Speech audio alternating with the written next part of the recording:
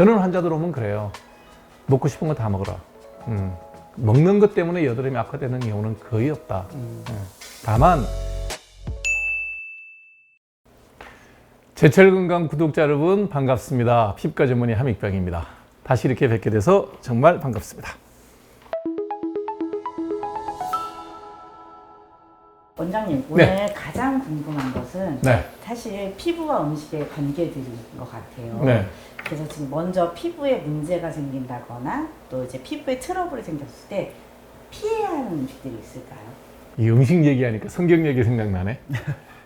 고린도 전서인가 아마 그럴 거예요. 그게 어떤 얘기가 나오냐면 사도 바울이 이제 코린트에 있을 때요. 고린도가 코린트인데 거기에 있을 때 각지에서 유대교는 먹지 못하는 음식이 되게 많아요. 그래서 이제 유대교에서 떨어져 나온 거잖아요. 기독교라는 게. 그러니까 자꾸 질문을 하는 거야. 유대교에서 먹지 말라는데 이스라엘 사람들 중에서 이제 기독교도들이 이거 먹어도 돼요? 먹어도 돼요? 계속 편지를 보내니까 사도 바울이 이제 단지를 하나, 그래서 고린도 전서에 실려 있을 거예요. 하늘 아래 하늘이 주신 음식 중에 못 먹을 게 뭐 있냐라고 얘기를 하셨어요. 그러니까 무슨 얘기냐면 이제 유대교에서 계율이 있죠. 뭘 먹으면 안 되고 비늘 없는 생선 먹지 마라 그러고 뭐 이런 얘기 있잖아요. 네. 굽이 없는 그 고기 먹지 마라 그러고 뭐 그 나름의 문화의 영향이 있긴 하겠지만 먹지 말아야 될 피부 때문에 먹지 말아야 될 음식은 없다. 다 먹어도 된다. 다만 아토피 피부염을 갖고 태어난 아이들의 경우에는 이 친구들이 우유에 대해서 예민한 경우가 있어요. 그래서 나온 게 산양유예요. 그 다음에 제일 좋은 건 엄마가 젖 먹으면 돼. 엄마 젖 먹으면 아무 상관없는데 젖을 못 먹는 경우에 이제 모유 대신에 분유로 먹여야 되는데 되게 소분유잖아요. 네. 그러니까 이제 그게 알러지가 있는 경우가 있어서 산양유를 먹여야 되는 경우가 있고 또 아토피 피부염을 앓는 경우에 이유식이 시작될 때 이유식이 보통 이제 한 6개월 정도 지나면 4개월, 6개월 지나면 이유식 시작하잖아요. 그때 계란, 뭐 땅콩, 그다음에 몇 가지 음식들이 있어요. 이런 것들을 먹었을 때 민감한 반응을 보이는 경우가 있어요. 그러면 피해줘야 돼요. 그런데 이런 아토피와 음식과 연관된 것도 조금씩 계속 먹다가 보면 되게 돌 지나서는 다 먹어도 돼요. 적응을 하는 거예요. 그 음식에 해가 있는 게 아니라 나랑 맞지 않는 특별한 그 체질인데 그것도 자꾸 먹다가 보면 챌린지를 하면 먹을 수 있다는 거예요. 그래서 특별히 음식을 피해야 되는 경우는 거의 없다. 다만 이제 뭐 갑각류라든지 또 특별하게 뭐에 예민한 사람들, 그 다음에 밀가루 속에 들어있는 그루텐이라고 하는 특수한 그 단백질에 의해서 예민한 사람들. 그러니까 이게 그루텐 요즘 보면 밀가루 파는데 보면 우리는 그루텐이 들어가지 않는 밀가루로 빵을 만들었습니다. 뭐 밀가루도 그루텐 프리 밀가루로 비싸게 팔더라고요. 네. 근데 멀쩡한 사람이 그 돈을 주고 사 먹어. 그래서 내가 왜 저러지? 나는 저걸 먹으면 정상적인 사람 먹으면 그루텐도 소화가 돼서 내 몸에 영양소로 쓰이는 거예요. 그걸 뺀 걸 왜 돈을 주고 사? 비싸게? 이게 예민한 사람이 있다는 거예요. 그루텐에 아주 예민한 사람들은 설사도 하고 알러지도 생기고 하는 경우가 있는데 그거는 뭐 서양인은 좀 많은 것 같아요. 동양인은 그것도 그나마 또 빈도 훨씬 낮아요. 그래서 내가 그루텐이 들어있는 밀가루 빵을 먹었을 때 문제가 생긴 사람만 피하면 되고 보통 사람은 그루텐도 잘 소화시켜서 아주 좋은 아미노산으로 섭취를 할 수 있는 거기 때문에 그럴 필요 없다. 그래서 음식과 피부병의 관계는 사도 바울의 말씀을 그대로 말씀을 인용하면 돼요. 하늘 아래 하늘이 주신 음식 중에 먹지 못할 게 뭐가 있냐고. 다 먹어도 돼요. 그럼 성인이 돼서도 이제 아기였을 땐 별로 없다가 성인이 되어서 아토피가 생기는 분들도 있으시잖아요. 거의 없어요. 예, 아토피를 좀 간단하게 설명을 하면 아토피가 발생하는 데 있어서 가족력이 차지하는 비율이 60에서 70%예요. 그래서 아토피는 단독으로 피부에만 생기는 아토피도 있지만 대개는 비염이라든지 결막염이라든지 천식이라든지 그러니까 알레르기성 결막염, 알레르기성 비염, 그 다음에 알레르기성 천식 다 앞에 알레르기가 붙잖아요. 네. 이게 다 아토피에서 생기는 같은 병이에요. 코끼리 코, 코끼리 꼬리, 코끼리 다리, 코끼리 몸통 만지면 다 다르게 느껴지지만 네. 코끼리란 말이에요. 알레르기성 체질이라는 얘기예요. 그게 유전돼요. 그게 피부로 나타났을 때 피부과 선생님들이 아토피 피부염이라는 이름을 붙인 거고 코로 나타나면 이비인후과 선생님들이 알레르기성 비염이라고 그랬고 눈으로 나타나면 알레르기성 결막염이라고 안과쌤이 진단을 했고 기침을 많이 하고 기관적 이상이 있으면 소아과 내과쌤들이 알레르기성 천식이라고 이름을 붙였을 뿐이지 본질은 다 한 덩어리예요. 운이 나쁜 사람은 4개 다 있어요. 그나마 아토피만 있으면 그나마 불행 중 다행이에요. 그래서 이제 우린 피부과니까 아토피를 얘기를 하면 이 아토피 피부염의 체질을 갖고 태어난 애들이 어릴 때 딱 얼굴이 시뻘겋고 막 그래요. 그게 태열이에요, 태열. 그러니까 할머니들이 태열 있는 애들 키우고 있으면 엄마들이 고생을 하잖아. 애가 막 징징대고 가려고 하고 그러니까 그럴 때 하는 얘기가 쟤 흙 밟고 걷기 시작하면 좋아져라고 얘기를 해요. 그게 뭐냐면 1살이 돼서 돌이 되면 자연적으로 면역이 후성 면역이 취득이 돼요. 그래서 적응해서 괜찮아지는 거야. 1살 되면. 그래서 태열은 글자 그대로 배낸 열, 뱃속에 있던 열이 나이가 1살 돌잔치 할 때 없어지는 거예요. 그럼 다 그러냐? 아니에요. 100명의 아토피 환자 중에 절반 이상이 그렇게 없어져요. 나머지 한 절반은 남겠죠. 이 절반은 애들은 또 갖고 가요. 가다가 언제 없어지냐? 학교 들어갈 때쯤. 한 만으로는 6세, 7세가 되면 또 세상 살면서 이것도 먹고 저것도 먹고 이것도 만지고 저것도 만지면서 괜찮네? 뭐 이런 거 알레르기 안 해도 되겠네? 그리고 내가 면역이 공부를 하면 후성 면역이 취득이 되면 또 괜찮아져. 50명 중에 한 절반이. 몇 명 남았어요? 24명 남았죠? 네네네. 이 사람들도 또 이제 이것저것 하면서 이제 나이가 들어서 고생하면서 아토피로 고생을 하면서 사춘기가 돼서 여드름이 날 때쯤 되면 또 한 절반이 없어져. 다 내추럴리 좋아지는 거예요. 자연적으로. 교육이 되는 거죠, 면역이. 예. 그럼 몇 명 남아요? 한 10명 남죠. 예. 100명 중에 한 10%는 언제까지? 그 뒤로도 계속 가는 거예요. 이 사람들이 성인이 돼도 아토피가 계속 지속되는 거예요. 그럼 왜 이 성인의 아토피가 생겼다고 오해를 하느냐면 신생아 때 났던 거 저희 기억 못하죠. 1살 때 없어졌던 거 기억 못하죠. 그 다음에 5, 6세 때 기억 안 나요. 근데 20세쯤 됐을 때 뭐 수능 준비한다, 뭐 재수한다, 직장 측에서 뭐 날밤 새고 야근을 한다 그러면 힘이 들잖아요. 그때 아토피가 툭 튀어나온 거예요. 전에 좋아졌던 애들이. 체질이 밖에서 나타나는 게 아니라 아주 까마득한 옛날에 기억도 나지 않는 시절에 알았고 지나가고 잠재력으로 숨어버렸던 아토피가 그때 나의 그 무리한 생활, 면역이 깨지는 시간. 잠 못 자면 면역이 제일 먼저 깨져요. 스트레스 받으면 제일 먼저 깨져요. 그런 것 때문에 지루성 피부염도 생긴다 그랬잖아요. 아토피도 그때 숨어있던 게 튀어나오는 거예요. 그러면서 뭐라 그래? 나이 들어서 생긴 아토피라 그러는 거예요. 그럼 본인이 이 히스토리를 모르기 때문에 그렇게 얘기를 하는 거예요. 연대기별로 보니까 확 이해가 되는 것 네. 같아요. 저도 지인 중에 아이가 아토피가 굉장히 심한 친구가 있거든요. 근데 이 밀가루를 먹이면 안 된다는 생각을 하니까 지금 초등학교 1학년인데도 아직도 밀가루를 못 먹이고 안 먹이고 먹여도 상관없어요. 그쵸. 네. 네. 이제는 좀- 상관없어요. 먹이라 그래요. 자꾸 먹어야. 아니 세상에서 밀가루를 안 먹으면 세상에 나와 있는 음식 중에 3분의 1은 아무것도 못 먹을 텐데 맞아요. 그 그래서 인생의 즐거움이 그 없어지는 게 지인도 못 먹어요. 애를 못 먹이니까. 아이. 네. 조금씩 먹여보라 그러세요. 그리고 음식하고 아토피 때문에 그렇게 연관관계는 7살이면 없어요. 네. 그러면 이제 막 많은 뭐 매체라던가 많은 분들이 아토피 때 뭐 음식 가려 먹어라. 그 다음에 음식 이런 거 피해라. 이런 것들이 이유식 때 하는 얘기예요. 이유식 때만이요. 방송 매체에서 이렇게 자세하게 설명할 시간이 없어요. 왜냐면 뭐 여러 명이 나와서 패널들이 얘기하고 그러니까 음식을 피해라. 이렇게 설명해야 될 거 아니에요. 이런 과정에 아토피가 있으니 이때는 요걸 피해야 된다는 얘기를 해야 되는데 이거 뭐 몇 분이야. 방송은 30초 이상 한 사람한테 주목을 줄 수가 없어요. 계속 카메라가 돌아야 되기 때문에. 그래서 그렇게 단편적인 지식을 가지고 어떤 판단을 하고 아이를 키우면 식탁에 낙의 절반이 없어져요. 그렇게 하면 안 돼요. 다 먹어봐야 돼요. 그럼 이제 사춘기 때 돌아가거나 또 성인이 되면 여드름이나 그것도 뭐 먹지 말라는 얘기 또 하더라고요. 그러니까 단 거 먹지 말아라, 초콜릿 먹지 말아라 이렇게 하는데 그것도 틀린 건가요? 1960년대 중반에 미국에서 실험한 게 있어요. 이게 이제 인간을 가지고 뭘 하기 힘든 게 사람을 가둬놓고 통제를 해야 될 거 아니에요. 아니면 정확하게 약속을 지키는 걸 뭐 풋다이를 쓰라 그러고 이런 걸 해야 되거든요. 이제 그게 인간을 갖고 그런 실험하기 되게 어려워요. 동물들은 내 마음대로 가둬놓고 마음대로 실험을 조작을 할 수가 있는데 그래서 그걸 대량으로 1960년대 중반에 미국에서 난 논문이 있어요. 여드름이 많이 나는 그룹과 안 나는 그룹, 그 다음에 음식을 이제 제한하는 음식과 마음대로 먹게 한 사람 이거 그룹을 갖고 다 테스트를 해봤더니 8개에서 세봤더니 똑같더라는 거예요. 크게 봤을 때 영향은 없다라고 보는 게 맞아요. 근데 지금 또 논문 나오는 걸 보면 어떤 게 나오냐 그러면 고탄수화물을 먹었을 때 여드름이 난다는 보고가 있고 그걸 또 동물 실험에서 고카보하이드레이트, 고탄수화물을 먹었을 때 여드름의 염증이 심해지는 그 메커니즘도 밝혀진 것도 있어요. 그래서 그러면 탄수화물을 제한을 해야 될 거 아니에요. 근데 사람한테 해봤더니 맨날 하루에 그냥 라면 몇 개씩 먹이고 막 그렇게 해봤더니 그런 사람이나 풀만 먹은 사람이나 여드름 나는 거 별 차이 없더라는 거예요.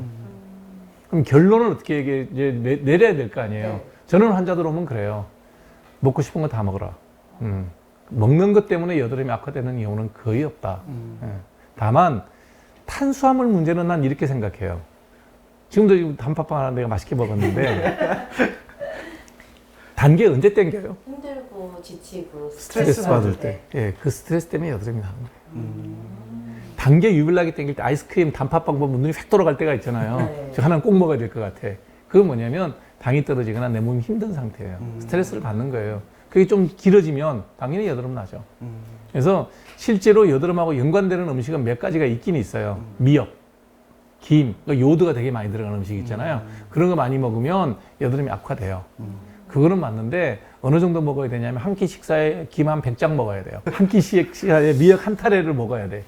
그 정도에 들어있는 요드 양이 나야 여드름이 생겨. 없던 여드름이. 어느 누구가 한 끼 식사에 김을 100장을 먹을 것이며 미역을 한 타래를 먹는 사람이 누가 있냐고.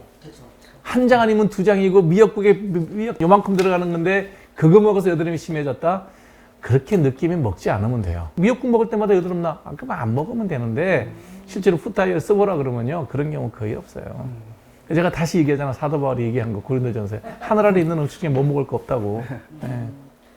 그리고 그때 저희가 음주하고 나면 되게 뾰루지라던가 뭐 이제 얼굴에 이렇게 안 좋죠. 이게 확 뒤집어진다 이런 표현들 많이 하잖아요. 당연하죠. 왜 그럴까요? 술 때문에 그럴 것 같아요? 저는 사실 약간 술일 것 같아요. 늦게 자서 그래요. 낮술 먹 낮술 먹어도 낮술. 술, 알코올 자체가 여드름을 일으키는 경우는 거의 없어요. 근데 우리나라의 음주 문화라는 게 되게 이제 10시부터 달리기 시작해. 그렇죠. 그래야 1시나쯤 돼야 이제 끝나는 게 우리나라 음주 패턴이에요. 그러면 일단 온몸의 바이오리듬이 다 깨져. 피곤해. 힘들어. 잠도 제대로 못 잤어. 그러면 여드름 나요. 지루성 피부염도 생기고 여드름도 생기고 숨어있던 아토프도 튀어나오고 그러니까 피부가 푸석푸석해지죠. 근데 술만 먹어서 그렇게 생긴다? 그런 일은 거의 없어요. 알코올 자체는 우리 몸에 들어왔을 때 간에 해를 많이 주지 피부에 직접적으로 해주는 건 거의 없어요. 그러면 저 뭐 술 먹다 보면 약간 술이 뭐 많이 들어가게 되면 뭐 피부가 약간 좀 건조해진다 뭐 이런 얘기도 많이 나오는데 그것도 아닌가요? 아, 술을 먹으면 탈수 현상은 일어나요. 그래서 우리 술 마시고 나면 소변량도 늘고 굉장히 많은 물이 캥기잖아요. 예, 그거 탈수 현상은 있어요. 그렇기 때문에 이제 우리가 술을 마셨다. 그러면 이제 수분을 보충해줘야 되겠지. 어떤 걸 해주면 좋을까요?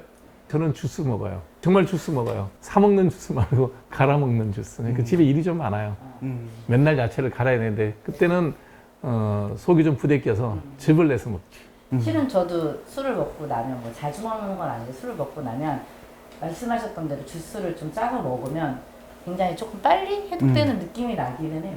그러니까 거기에 좋은 성분들이 어떤 과일이든 어떤 야채든 그걸 넣어서 즙을 내서 먹게 되면 좋은 게 많이 들어있잖아요. 일단 뭐 비타민과 유기염류, 우리가 무기염류 같은 경우도 요즘에는 건강보조식품으로 징크도 나오고 뭐 이렇게 많이 나오거든요. 아연 같은 것들이 갈면 다 있어요. 그 안에 집에 있는 야채 안 먹는 거 조금 미뤄뒀던 거 넣고 즙 내서 먹어도 되게 좋죠. 네. 왜냐하면 그게 갈아서 먹을 때는 그게 섬유소가 되게 많아서 이제 제가 평상시에는 갈아 먹어요. 왜냐면 섬유소도 변을 잘 보려면 필요하거든요. 근데 속이 안 좋잖아요. 네. 섬유소가 굉장히 위벽을 긁어요. 소화시킬 때, 이렇게 위가 운동할 때. 네. 잘라서 이제 갈아 먹는 것 때도 보면 부담이 좀 되면 저는 이제 즙 쫙 해서 완샷. 우리 술 먹는 속도 있잖아. 근데 이제 아까 말씀 주셨을 때 사도 바울이 얘기한 것처럼 모든 걸 다 먹으라고 하는데 사실 요즘 사람들의 식생활들이 식습관들이 불균형하다는 얘기들을 많이 하잖아요. 먹는 거 보면 어떻게 저렇게 먹고 사나 싶어요. 제가 보고 있으면. 특히 여성들이 뭐 다이어트 한다 그러고 볼 때는 정말 닭 모이 먹듯이 먹더라고. 그래서 야, 불쌍하다. 왜 저러고 살지? 뭐 이런 생각이 들죠. 그리고 지금 저희가 뭐 알레르기 얘기도 좀 하고 이런저런 얘기도 했는데 혹시 알레르기를 유발하는 이런 음식이라던가 뭐 재료라던가 이런 게 있을까요? 일단 우리가 만성적으로 두드러기는 알레르기를 갖고 있는 사람들의 경우에는 제일 먼저 의심해 봐야 될 게 제일 알레르기가 많은 게 공기 중에 들어있는 여러 가지 숨 쉴 때 들어오는 거 있잖아. 그 알러젠이 제일 많아요. 그러면 그 알러젠 피할 수 있어요, 없어요? 못 피하죠. 그럼 방법이 없어요. 뭐 맨날 이게 뭐 마스크 쓰고 살 수도 없는 일이고 마스크 쓴다고 해서 그게 빠져나가는 것도 아니고 그러니까 공기 중에 있는 거는 감내하고 약 먹어야 돼요. 그 다음 두 번째가 뭐냐면 약물이에요, 약물. 약을 많이 먹잖아요. 요즘 사람들이 아픈 데가 많고 오래 살고 그러니까. 그래서 약, 그 다음에 건강보조식품들. 그런 것들이 유효 성분만 응축시켜 놨기 때문에 의외로 알레르기를 많이 일으켜요. 그래서 저는 만성적인 알레르기가 있으면 꼭 체크해 보는 게 무슨 약을 먹고 있느냐, 건강보조식품 뭐 먹고 있냐. 그 다음에 이제 세 번째가 음식하고 연관이 있는데 음식도 실제로 우리가 먹는 영양성분보다는 향신료에서 알레르기가 많이 생기는 것 같아요. 향신료에서. 그래서 강한 자극성 있는 향신료를 많이 쓰는 음식들이 알레르기 일으킬 확률이 많다라는 게 제 생각이에요. 그래서 환자들이 알러지가 있으면 저는 푸드 다이어리를 써보라 그래요. 어디 가서 뭐 먹었는지 그냥 메모지 하나 들고 다니면서 오늘 아침 점심 계속 써보라 그러고 그 사이에 언제 그런 그 알레르기 반응이 생기는지를 체크해보라 그러면 푸드 알러지 같은 경우는 먹고 난 다음에 한 30분 이내에 다 생기거든요. 그러니까 그걸 금방 확인할 수가 있죠. 그 다음에 대책은 뭐겠어요? 먹지 마요. 예를 들어서 김치 먹고 생겼다. 그러면 김치 만들 때도 배추 때문에 생기는 일은 거의 없어요. 그 다음에 고춧가루 더 좀 적은 것 같아요. 외려 마늘이나 젓갈에서 생겼을 가능성이 많죠. 그러면 김치는 꼭 먹어야 되잖아요. 그러면 이제 일단 절여서 양념을 할 수 있는 거, 제일 알러지 생기는 확률이 낮은 고춧가루 정도만 넣고 젓갈도 한 가지만, 새우젓을 넣든지 한 가지만 넣어서 마늘 빼고 요리해봐. 그러면 이제 그게 김치 맛이 이제 예. 그 삶의 질이 떨어지는 거예요. 맛있는 걸 못 먹잖아요. 저 같은 경우에도 알러지가 있어요. 마늘이 많이 들어간 매운 김치를 먹고 땀을 흘리면 전신에 알러지가 생겨요. 속된 말로 명동 칼국수를 내가 좋아하는데 그 집 김치가 마늘도 많이 들어가고 맵거든요. 그거 먹고 집에 와서 달리기 하잖아요. 온몸이 두드러기야 그냥. 그리고 2시간 있으면 가라앉아요. 그래서 이제 뭐 자주 먹는 거 아니니까 그 즐거움을 포기는 안 하죠. 사람들마다 그렇게 다 히스토리를 해보면 푸드 다이어리를 쓰면 다 알 수 있어요. 정답은 피하는 거예요. 오늘 그러면 탈모와 음식은 상관이 없을까요? 일단 탈모에 대한 정의를 먼저 좀 해야 돼요. 우리 같이 공부 좀 할까요? 손가락 이렇게 해갖고요. 뒷머리 있죠, 뒷머리. 뒷머리 모근 부위를 한 20가닥 정도 잡고요. 그 다음에 위에 부분도 모근 부위를 잡아서 이렇게 손가락으로 살살 비벼가지고 머리카락 굵기를 한번 느껴보세요. 이렇게 비벼가지고. 이렇게 비비면 느껴지죠? 네. 머리카락 차이가 있어요, 없어요? 아, 있어요. 위가 가늘죠? 네. 네, 그게 탈모예요. 저는 없습니다. 네, 거기는 없어요. 그러니까, 탈모구나. 네. 네, 뭐 개인의 신상의 비밀을 여기서 공개하는 건 그렇긴 한데 결혼하시고 가정적으로 잘 살고 계시죠? 행복합니다. 네. 그래서 우리가 탈모라는 게 완전히 맨들맨들하고 머리가 없어지면 탈모라고 진단하면 이때는 종친 거예요. 벌써 떠났어. 요럴 때 해야 돼요. 그래서 빠지기 전에 가늘어져요. 그래서 위하고 뒤를 이렇게 살살살 비벼보면 아니면 바꿔서 해봐도 돼요. 감각이 서로 좀 다를 수 있으니까 위가 가늘면 다 대머리예요. 이렇게 됐을 때 약을 써야 돼요. 약을. 그래서 여성들의 경우에는 약 먹으면 기형아를 놓기 때문에 발라야 되거든요. 그래서 바르는 약 나와 있는 게 좋은 게 있어요. 로게인이라고 하는 약도 있고 미녹시딜이라고 하는 약도 있어요. 이런 약들은 의사 처방 없이 약국 가서 사서 바르면 돼요. 제일 값싸고 제일 효과가 좋아. 근데 이제 많은 광고들이 나오죠. 이거 먹으면 좋다는 뭐 영양제도 있고 뭐 이런 게 있잖아요. 샴푸도 나오고. 근데 그건 별 약에 비하면 효능이라는 건 뭐 100배 이상 차이 나니까. 그래서 명확하게 이렇게 만져가지고 위가 가늘어지는 느낌이 든다. 그럼 그때부터 약 바르면 돼요. 그럼 뭐 탈모에 좋은 음식이나 탈모에 안 좋은 음식 이것도 다 상관관계가 아니, 없다고 뭐 금은 콩을 먹으면 머리가 검어지고 난다는데 그런 거는 이제 그냥 그러기를 희망하는 사람들이 새까만 머리카락에 새까만 콩 먹으면 머리가 날 것 같다고 생각을 하는 것 뿐이지 그 뭐 금은 콩 많이 먹어서 머리가 나는 일은 없어요. 그러니까 이것도 역시 유전이에요. 아니, 저 같은 경우는 머리가 가늘어지기 시작할 때가 30대 중반이었으니까 그때부터 약 먹고 사는 거예요. 남자는 약을 먹어야 돼요.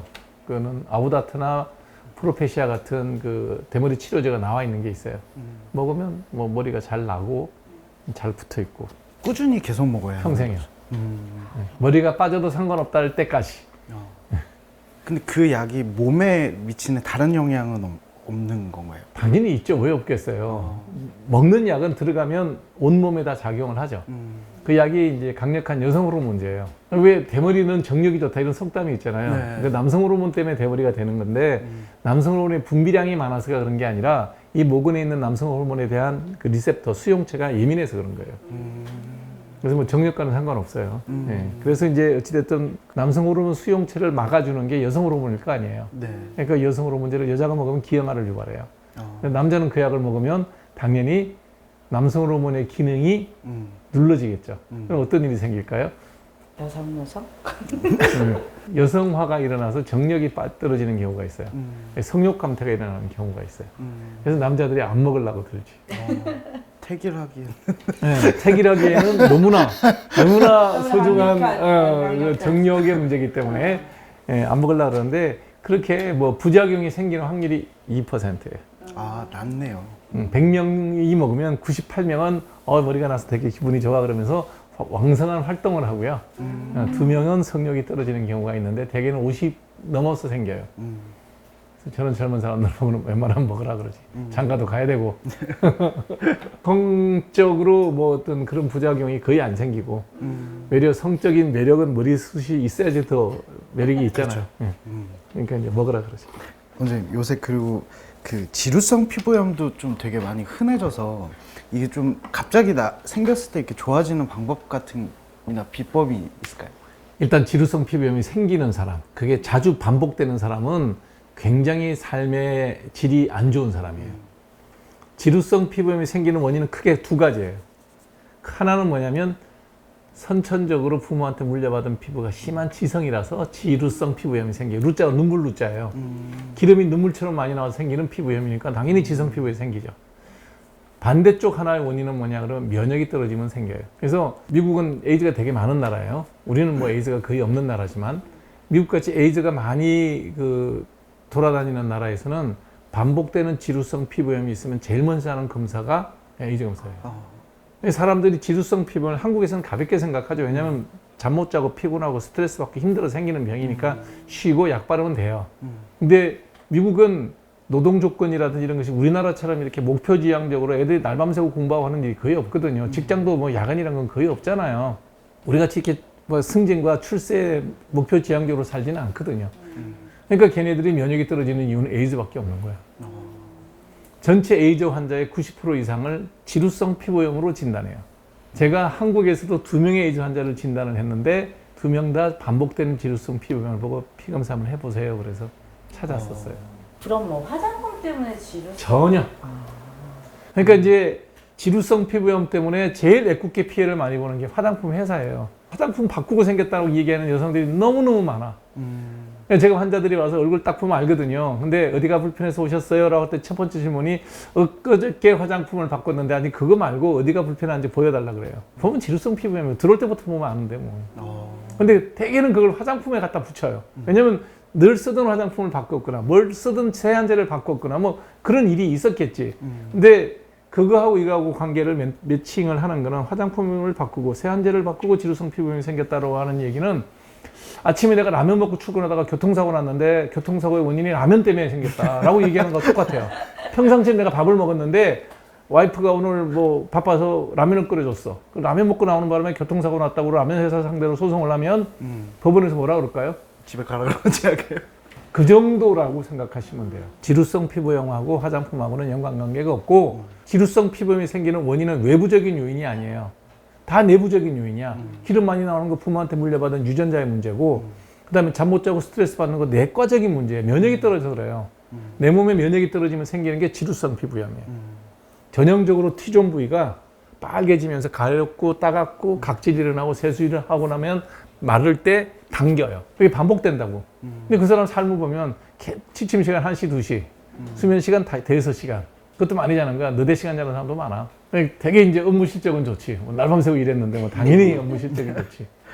그러고서 이제 출세하고 건강을 바꾸는 거예요. 그게 세월이 지나면 그런 면역이 떨어진 시간이 5년, 10년, 20년, 30년, 40년쯤 되면 뭐가 생기냐면 암이 생기죠. 왜냐하면 우리 일상생활이라는 게 늘 발암 물질이 들어오고 또 배설도 되고 암세포도 하루에 뭐 몇 개씩, 몇천 개씩 생겨요. 그럼 그걸 누가 다 스크리닝해서 없애고 있냐 그러면 면역이야. 내 몸이 건강하고 면역이 좋으면 생기는 암세포들도 매일매일 청소를 해요. 그래서 그게 아무 문제가 없는데 이제 내가 면역이 계속 떨어져.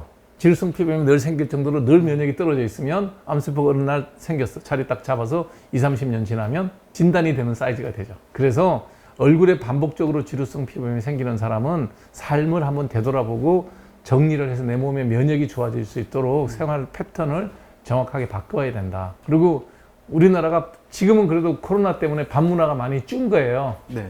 우리 30, 40대는요. 아유, 12시는 초저녁이야.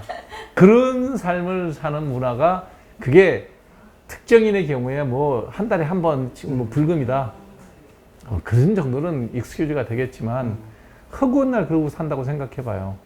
그러면 뭐 건강을 크게 해치죠. 그러니까 지루성 피부염하고 화장품하고 연결시킬 필요는 없어요. 그럼 원장님, 좋은 피부와 건강을 위해서 꼭 먹어야 할 음식과 해야 할 것이 있다면 어떤 게 있을까요?